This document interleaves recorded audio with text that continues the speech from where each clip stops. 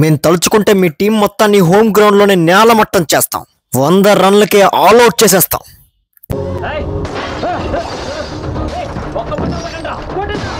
రాయ్ వాళ్ళ international bowlers రా, దండ అకాడమీ కాదు, ఆపండి. ఇదిగో కమిన్స్ రావు, మన ఉప్పల్లో నేను ఎదిరించి మాట్లాడిన ఒక్క నా కొడుకు కూడా ఓవర్కి 20 రన్లు తక్కువ కొట్టాం. హై పీకించుకోకండి, సింగిల్స్ అనేవి కూడా అప్పుడప్పుడు తీసుకోండి. ఓవర్ ప్లే లో కొంచెం భయపడతాం అనుకున్నా, మిడిల్ ఓవర్స్ లో. అరే యశాను, ఏంట్రా బాగుడు?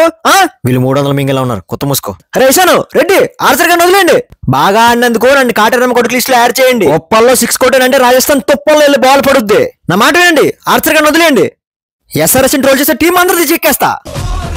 కొట్టారుగా, కొట్టించుకున్నారుగా, అర్థమైందిగా.